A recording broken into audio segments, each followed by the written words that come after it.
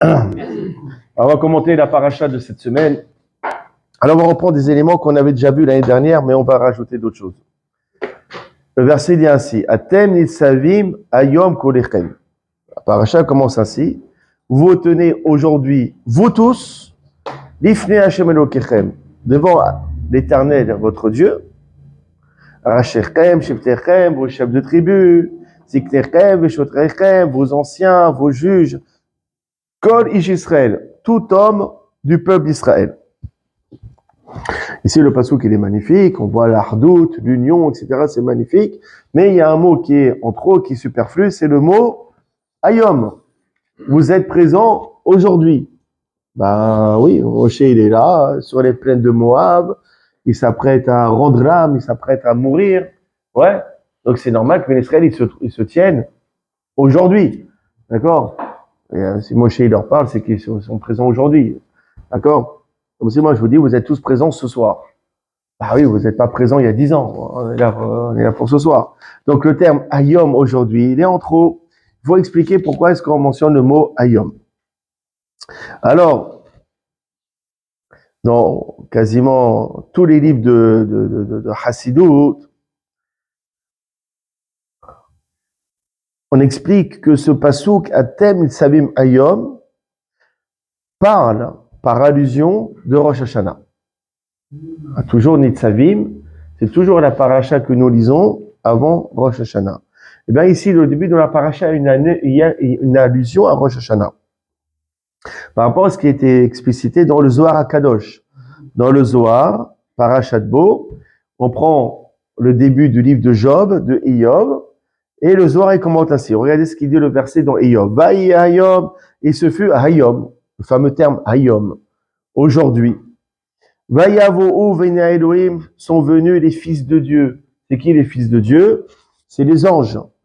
Et Tiasev Alachem, pour se tenir face à l'Éternel. Vaïavo Gamma Satan Betorka, même le Satan est venu parmi eux. Et c'est là que le Satan il commence à porter des accusations sur Job, sur Eyob. Et le Zohar, il explique, Ve'ayom, quand on dit, ce fut aujourd'hui, da Rosh Hashanah, c'est Rosh Hashanah. À chaque fois que vous voyez le mot Hayom, Hayom qui veut dire aujourd'hui, on parle de Rosh Hashanah. Les Kutsha Berich Kukaim, que Akash Baruch Hu, il se tient, les Midan Alma pour juger le monde. Donc à chaque fois, Hayom, c'est Rosh Hashanah. Et ça l'explication du verset. Atem Nitzavim Hayom, vous êtes tous présents. Hayom aujourd'hui, c'est quoi Hayom? Vous êtes tous présents aujourd'hui à Rosh Hashanah. Kol lechem nifnei Hashem Elokechem, vous tous devant Hashem votre Dieu. Ça veut dire quoi, comme a dit la Mishnah? Que toutes les créatures passent devant lui, qui venaient Méron, comme du bétail, comme des moutons. Chacun passe devant Akash Baruch Hu. Et Akash Baruch Hu, il est scan. Chacun, ce qu'il a fait durant l'année ou toute sa vie. Donc, un tel Nitzavim Hayom, vous tenez tous aujourd'hui présents au jour de Rosh Hashanah, vous tous devant Hachem votre Dieu. Tous pour être jugés. Les petits, les grands, les anciens, les juges, les porteurs d'eau, les coupeurs de bois, tout le monde, sans aucune exception. Ça fait peur. On commence déjà la paracha par la rasra, par l'angoisse. Déjà, on n'a pas commencé le premier passouk. Déjà, on parle de jugement de Rosh Hashanah. Mais comment est-ce qu'on dit, la réfoua, la guérison, le remède est indiqué aussi dans ce même verset. C'est quoi? Vous tenez tous présents pour être jugés. Que il dit, pas de panique. Comment est-ce qu'on dit? Don't sorry, be happy. Cool. D'accord? Cool lechem, nifnei Hashem Elokechem. Cool lechem. Si vous êtes tous unis devant Hashem votre Dieu, vous sortirez indemne, innocent du jugement. C'est ça magnifique. Si vous êtes tous cool lechem, on est tous ensemble. C'est Farad, Ashkenaz, d'accord, Tunisien, Marocain, on est tous ensemble. Ils sont différents. Breslev, Lubavitch, Shabbat, consistoire, pas consistoire. Allez, on est un seul peuple. Si on est cool lechem, vous sortirez indemne. Là, j'avais raconté dans un mariage, j'avais fait un mariage il y a 2 semaines. Alors, il y avait le père de la fille qui m'a dit, vous savez quoi, ce mariage, il est extraordinaire parce qu'il représente l'union. L'union.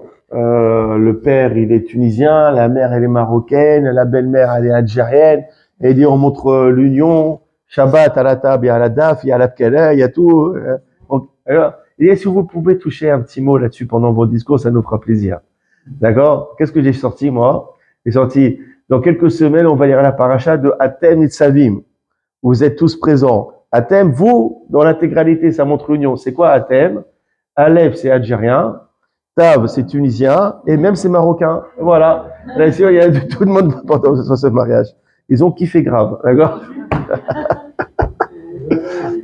D'accord? Ah ouais, un petit rébelle, ouais, ça veut dire quoi? Ok, Atem, Nitzavim, parfois, vous savez quoi? On s'approche de Rosh Hashanah, c'est très bien.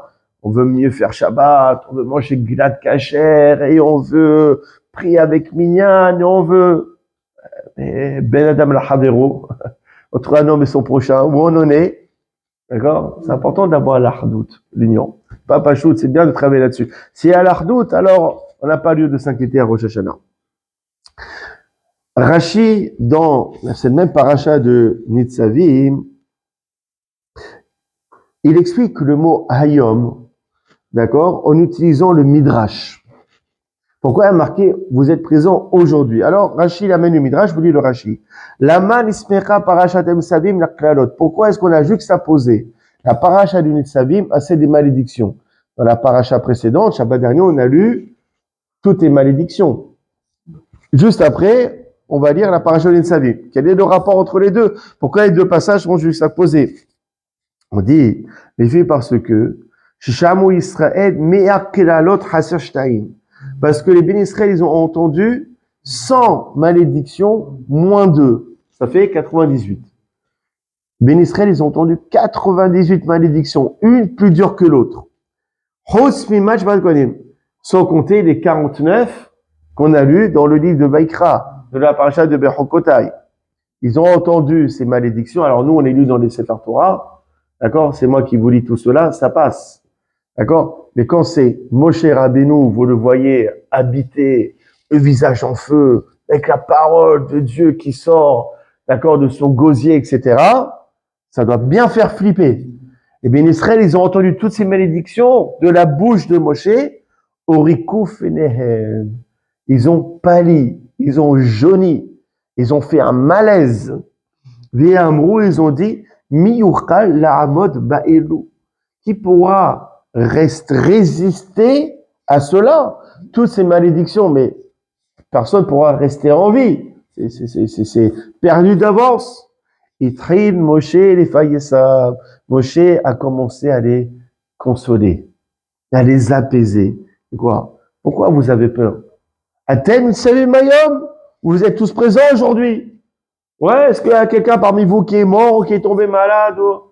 Non, vous êtes tous prêts, vous avez entendu ces malédictions et alors vous êtes bien là, avec nous aujourd'hui. Arbir, Kassem, Lamakam, beaucoup de fois, vous avez énervé l'omniscient plusieurs fois, vous avez fait des fautes, vous avez énervé Dieu.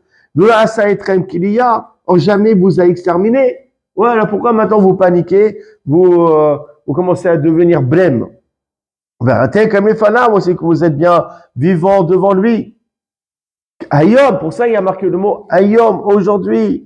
Kayom Azeshu Kayam, comme ce jour-ci qui est existant. Yomafil au Meir, qui est d'abord sombre et ensuite qu'il est clair. Car qu'il en est de même.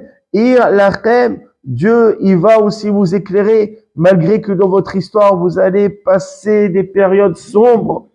Mais plus tard aussi il va vous éclairer, malgré qu'il y aura des périodes dans votre histoire qui seront très pénibles, très difficiles.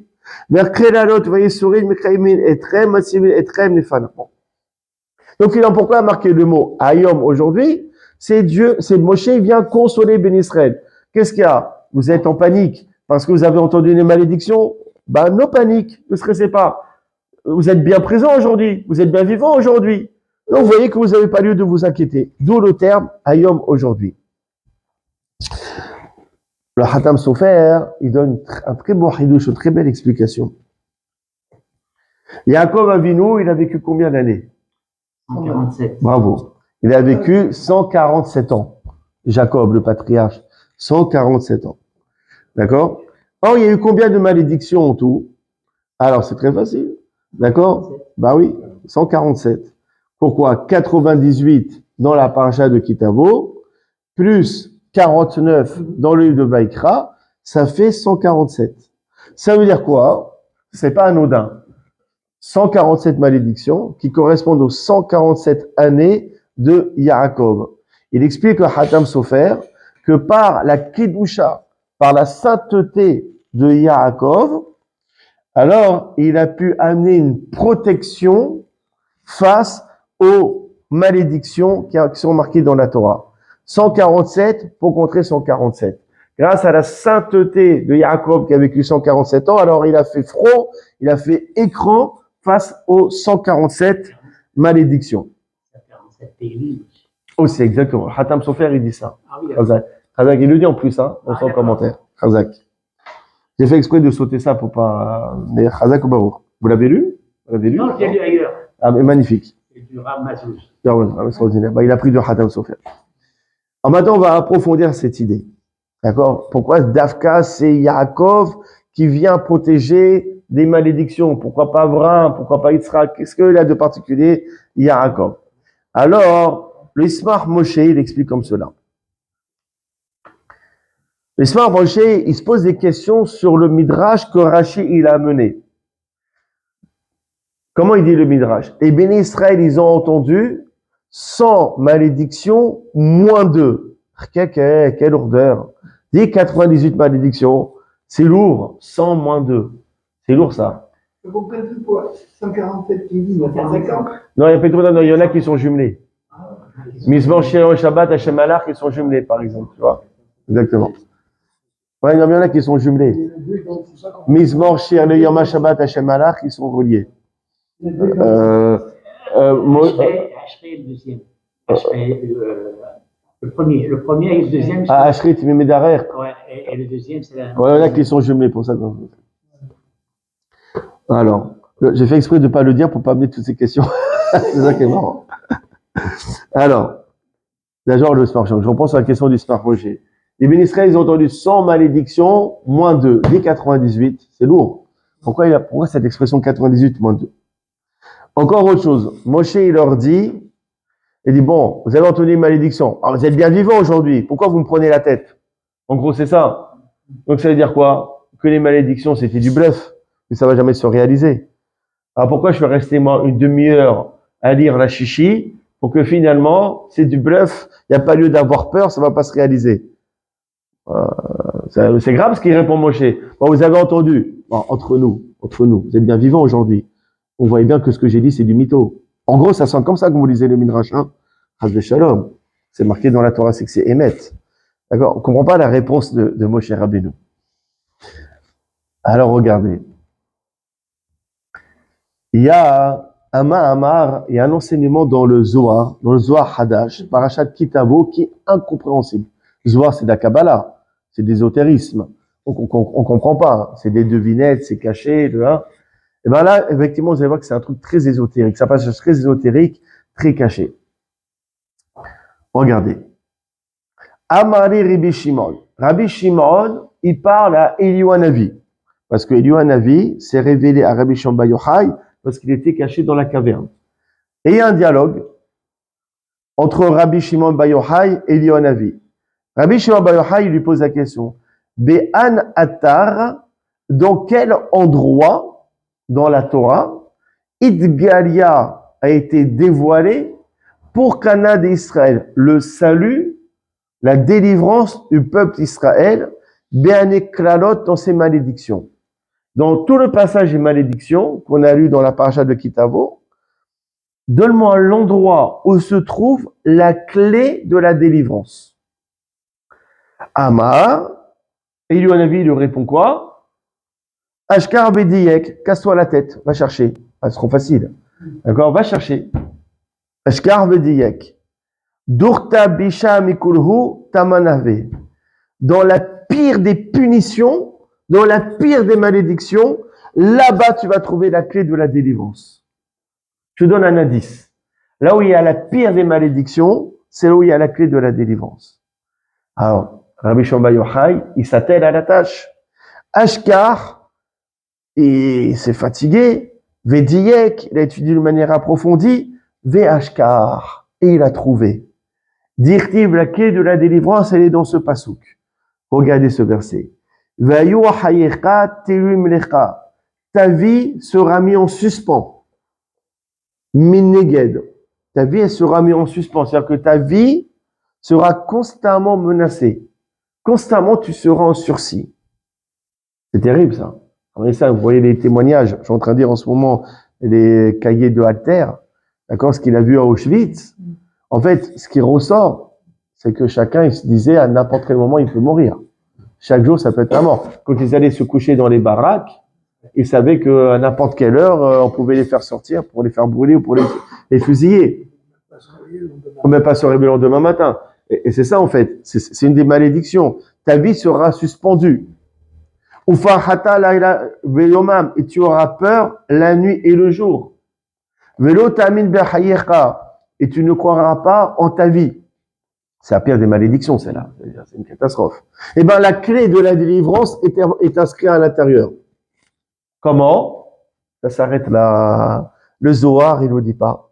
Il ne nous explique pas en quoi il y a la clé de la délivrance là-dedans. On ne comprend pas. Kabbalah, ésotérisme, mystère. Alors, regardez. On avait déjà parlé l'année dernière, je ne sais pas si vous vous rappelez. On voit qu'il y a une Géoula, une allusion à la délivrance dans ce verset-ci.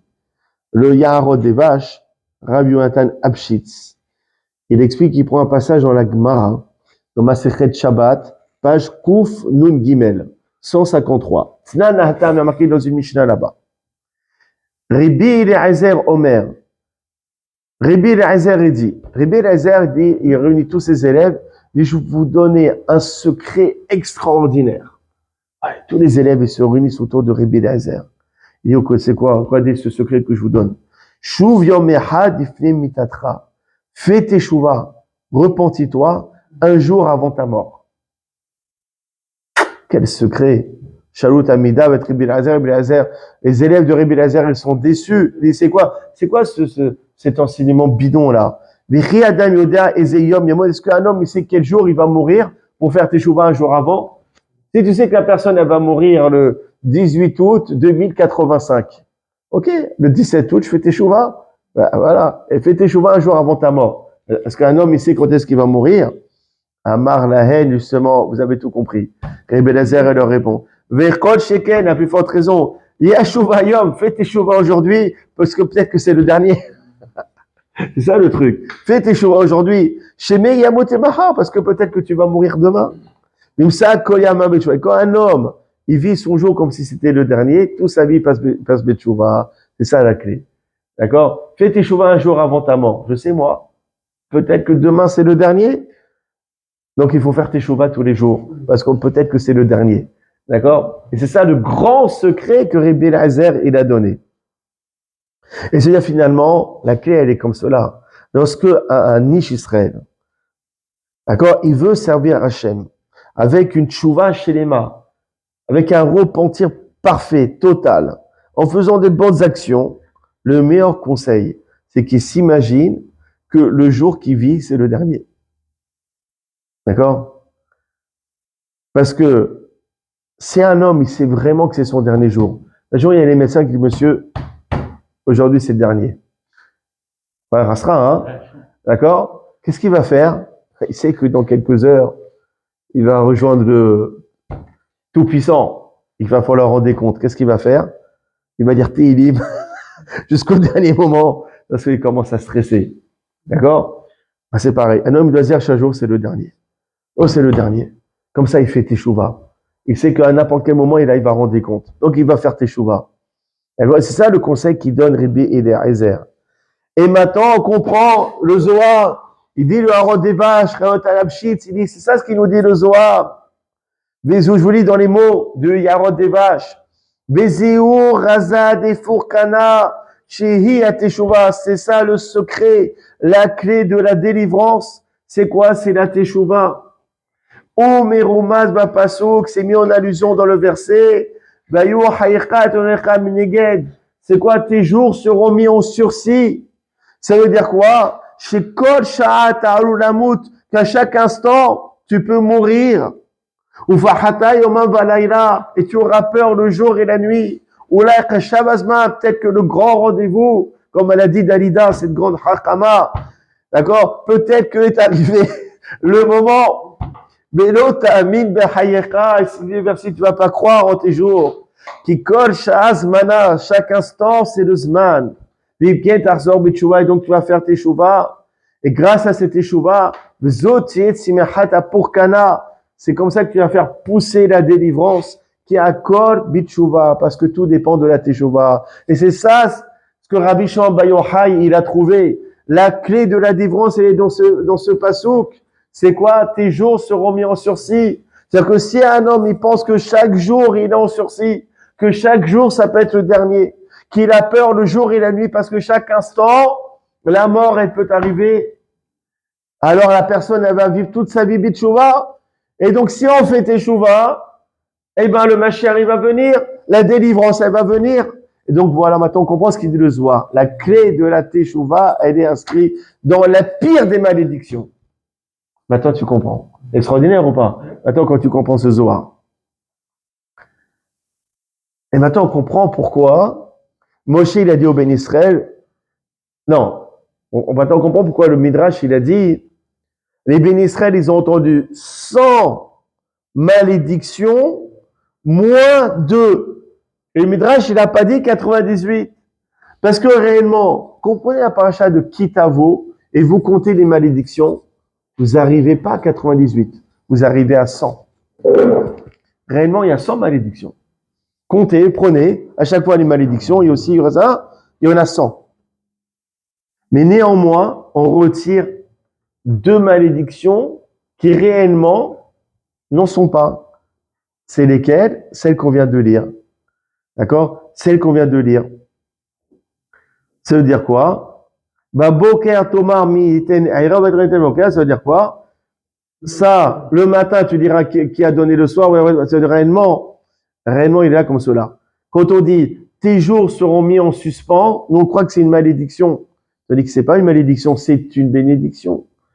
Si tu vis en pensant que tes jours sont mis en suspens, tu vas vivre avec tes chouvas, tu vas amener la délivrance. Donc c'est pas une malédiction, c'est une bénédiction. D'accord? Quand tu dis tu vas avoir peur la nuit et le jour, tu crois que c'est une malédiction. Tu dis réellement c'est une bénédiction parce que tu as toujours peur que la mort va surgir et donc tu vas toujours vivre bitshuva. Et donc finalement, il y a 2 malédictions qui paraissent les pires, qui réellement sont 2 bénédictions, parce que c'est la clé de la teshuva et la clé de la rédemption. C'est pour ça qu'on dit 100, quand tu comptes, il y en a 100, mais quand tu analyses, il y en a 2, que c'est les pires, finalement, c'est 2 bénédictions. C'est pour ça qu'on dit 100 moins 2. Magnifique ou pas?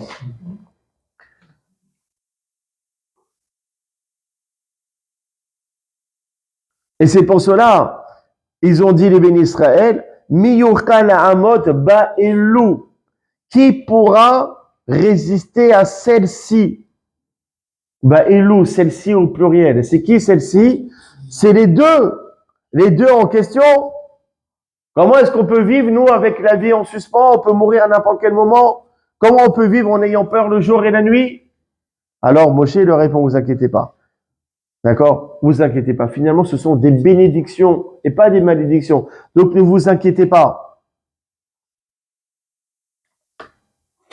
Et justement, Moshe leur explique en quoi ces 2 malédictions n'en sont pas, en utilisant, en employant le terme de Hayom, de aujourd'hui.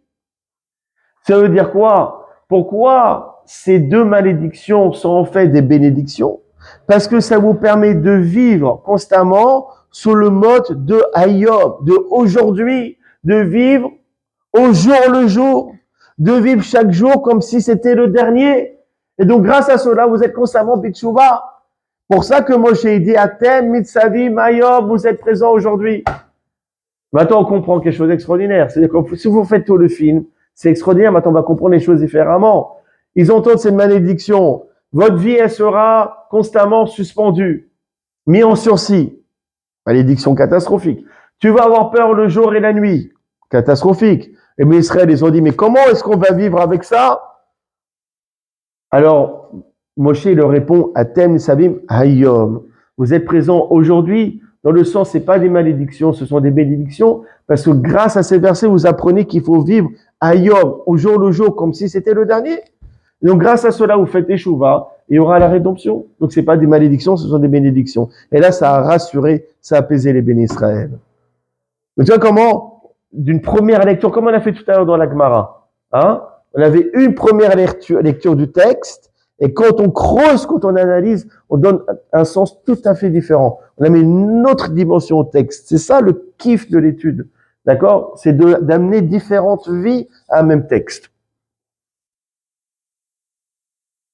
Ok. Il y a un commentaire qui va à peu près dans le même sens.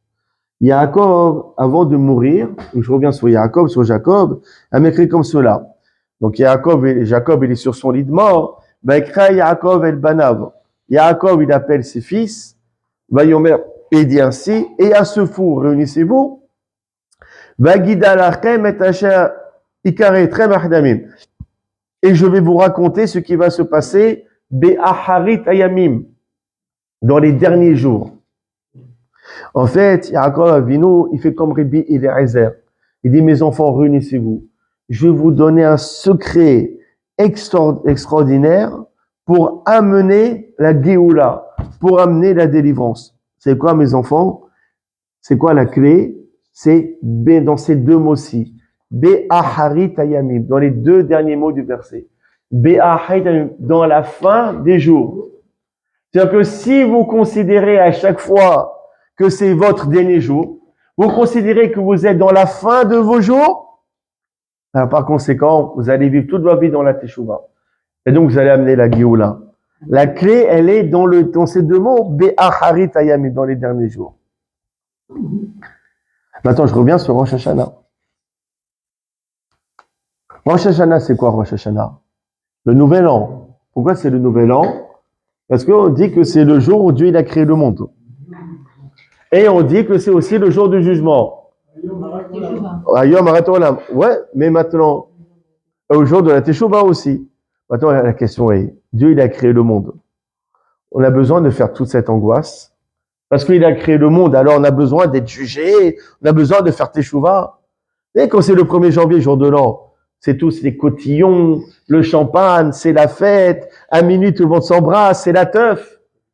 Nous, Rosh Hashanah, on est firasra, on reste 6 heures à la synagogue, on est stressé, on écoute le chauffard, on pleure avec le talit, et on revient après à Tashlich, on est angoissé, wow. C'est le jour de l'an ou c'est Tisha B'Av? Hein? Oui, on comprend pas, parce qu'il a créé le monde, parce que c'est une nouvelle année, alors on doit forcément se faire juger. C'est quoi cette angoisse-là? Quel est le rapport? Il a créé le monde, tant mieux, pourquoi tu viens m'embêter à moi? Pourquoi tu viens me juger? Pourquoi la création du monde, elle est liée à cette notion de jugement? Oui ou non? Tu comprends pas? La création de l'homme, mais... Alors voilà, c'est ce que le Ran, il va répondre. Le Ran, il répond comme cela. Donc le Ran, c'était un des plus grands Rishonim qui a commenté le Rif, etc. Rabbeinu Nissim, qui était un rabbin espagnol du XIIIe siècle. Il dit comme cela, le Ran. Il pose la question qu'on s'est posée, elle, de s'interroger.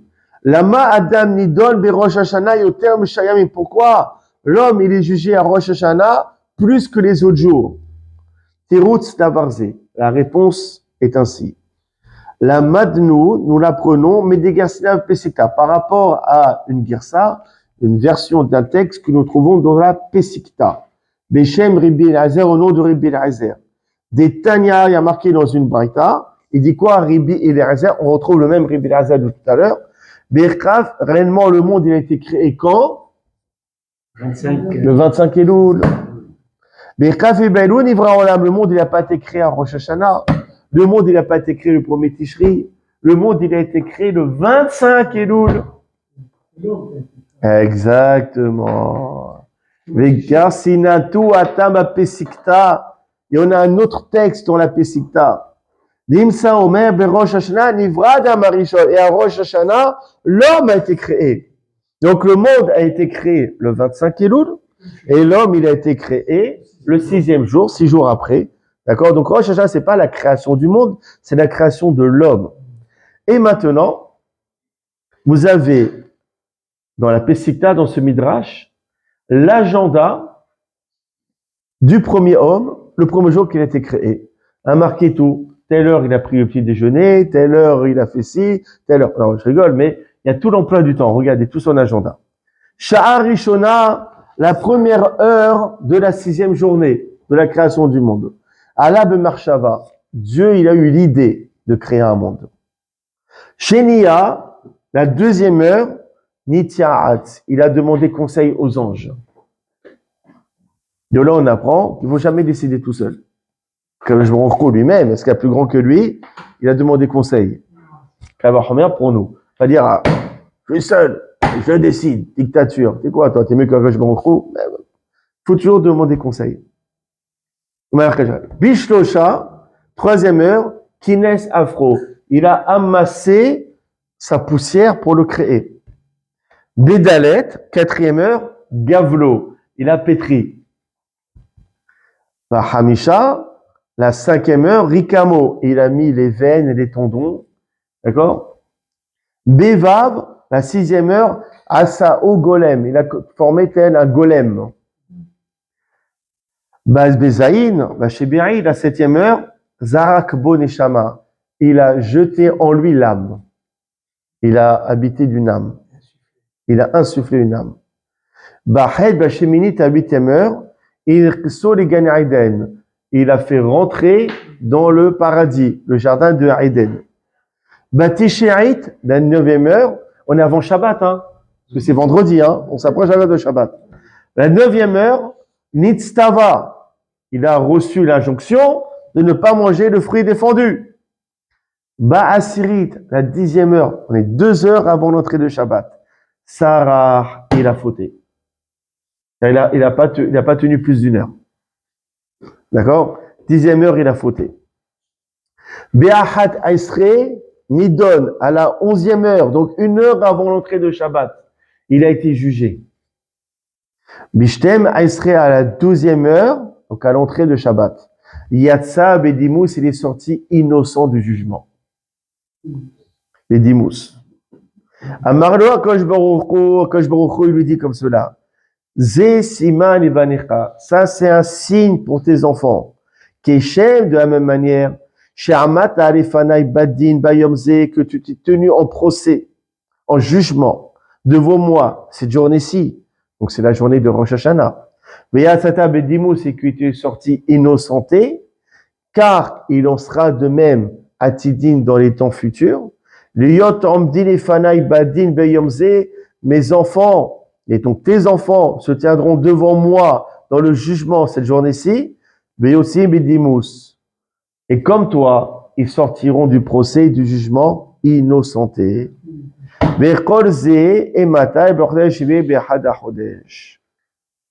Et quand il termine le Ran, donc le Ran, Rabbeinu Nissim, il a ramené ce Midrash et il conclut, Mikan Semer, et là-dessus, donc il y a bien un appui, une allusion. Lama Adam Nidom et Rosh Hashanah.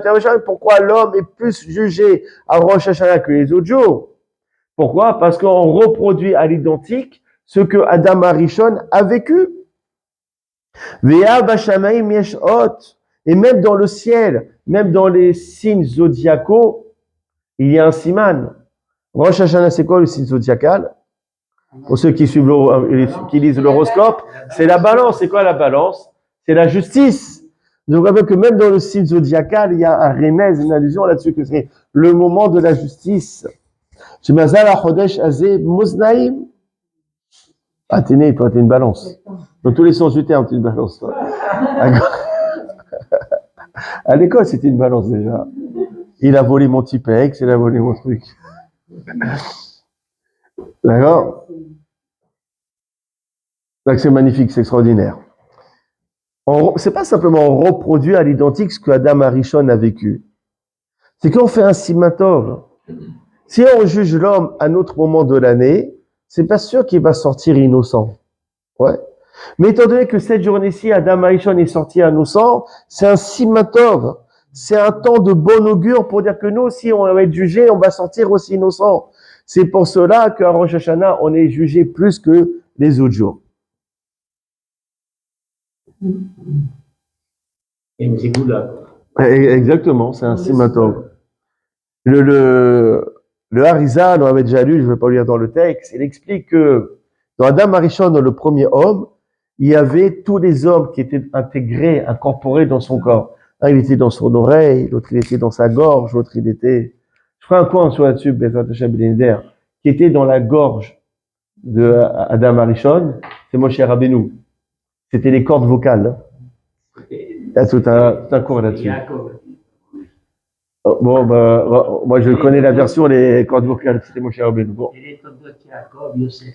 Hum, Yosef, c'est le canet. D'accord. C'est 156. 156, ouais. Le canet, c'est la trachée artère. D'accord, c'est oui. C'est par là que sort la tefila et toute la doucha, elle passe par le canet. D'accord. D'accord. Alors, et lui, il n'est pas touché par la mort. C'est pour ça qu'il n'est pas mort. Ah, Yaakov. Il n'est pas mort. Parce qu'il a été. Ah, Yaakov, il nous le met. Il le met parce qu'il était dans le canet, qui lui-même n'a pas goûté le fruit. Le fruit, il n'a pas goûté. Donc il n'est pas touché par la mort. Il n'a pas été touché par la mort parce qu'il n'a pas touché. Parce que le canet, Il n'a pas touché ce fruit-là. Extraordinaire. C'est beau ça. J'utiliserai ça pour les prochains cours. Razak nous salue de bol. Attends, regardez. Et donc, ça revient sur ce que je dis. Donc, chaque juif, chaque neshama, chaque âme était dans le corps de Adam Arishon. Ça veut dire quoi? Que finalement, comme il dit le Harizal, il dit parmi eux, il y avait des Rechaim, des impies, il y avait des Gazranim, il y avait des voleurs.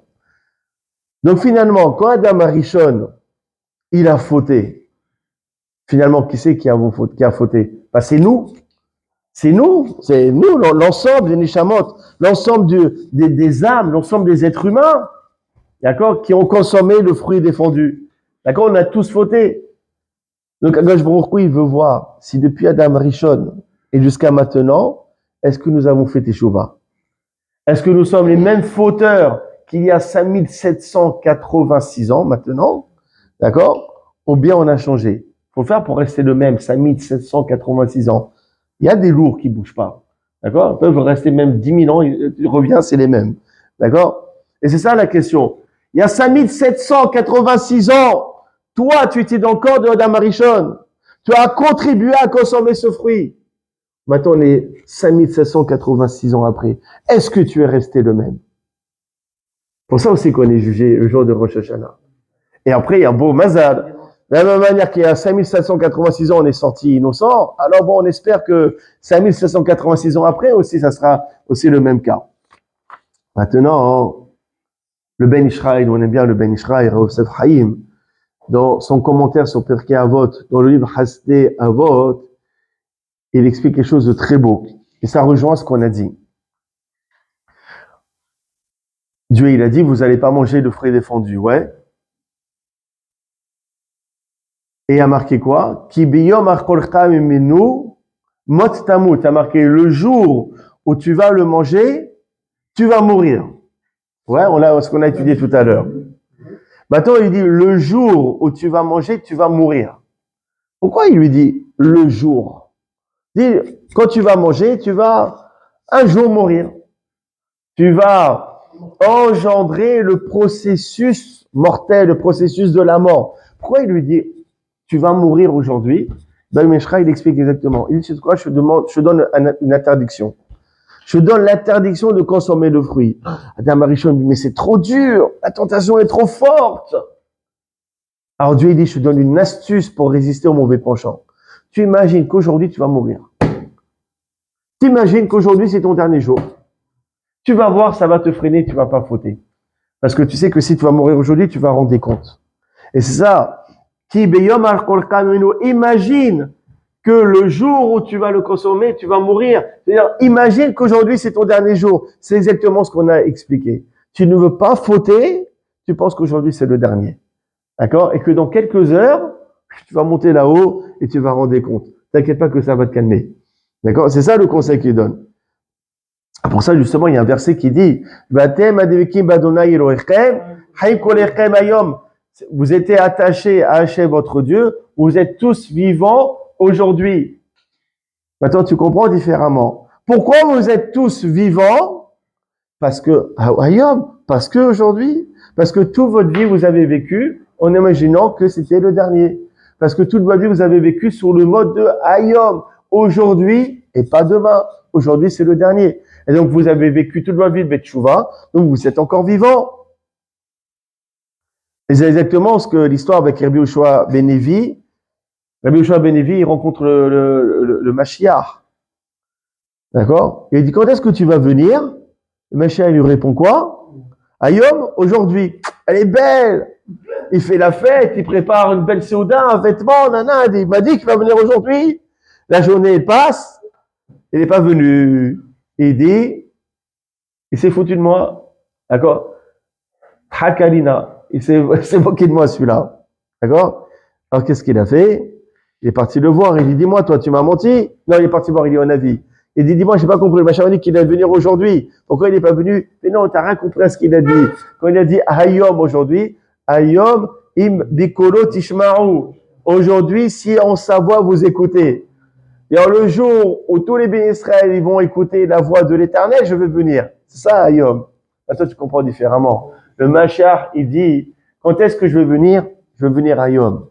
Quand tous les Juifs, ils vont vivre sous le mode de Hayom, sous le mode de aujourd'hui, c'est le dernier jour. Et donc, ils vont faire attention à ne pas faire de bêtises, à faire teshuva. Le jour où ils vont tous vivre dans le mode de Hayom, alors là, je viendrai. Tu comprends maintenant ce qu'il dit, le Mashiach? Ça, vous trouvez cette histoire dans Masechet Sanhedrin, page Tzadikhet, page 98. Et maintenant, tu comprends pourquoi Rosh Hashanah, comment on l'appelle Rosh Hashanah dans le Zohar? Comment on l'appelle? On l'appelle Hayom. Ouais, chaque fois qu'il y a marqué Hayom, c'est Rosh Hashanah. Parce que Rosh Hashanah, on va prendre chaque individu. On lui a dit, dis-moi, toi, est-ce que tu as vécu sous le mode de Hayom? Est-ce que tu as vécu chaque jour comme si c'était le dernier?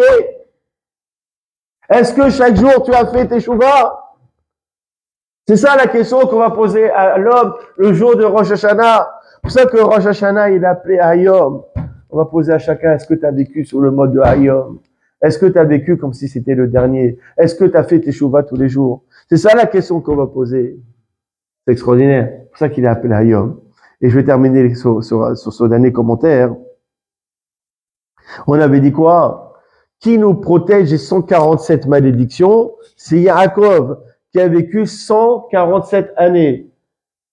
Pourquoi c'est Yaakov qui nous protège plus qu'un autre patriarche? Parce que Yaakov, sur son lit de mort, il a dit quoi à ses enfants et ses petits-enfants? Il leur a dit, vous allez vivre sous le mode de Be'acharit Hayamim. Vous allez vivre comme si c'était votre dernier jour.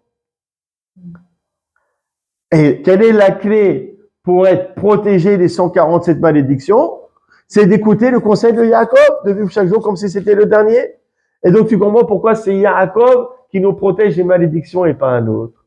Bon, ben, ça Hachem, qu'on ait un bon Rosh Hashanah, d'accord, qu'on soit tous inscrits dans le livre du bonheur, de la vie, de la santé, de la longue vie. Comment est-ce qu'on a la longue vie? En pensant que chaque jour c'est le dernier. L'année dernière, j'avais dit fais comme l'oiseau, là. Comme si c'était fais comme l'oiseau, comme si tu devais mourir demain. Comment il s'appelle ce chanteur? Michel Fugain. Un autre Harkam encore, on a vu Dalida, tout ça. Il a tout compris. Si on vit comme si c'était le dernier, alors on vit bien dans Torah Mitzvot Betchouva, avec jusqu'à provoquer la Géoula chez les Mamazachal Bar. Amen.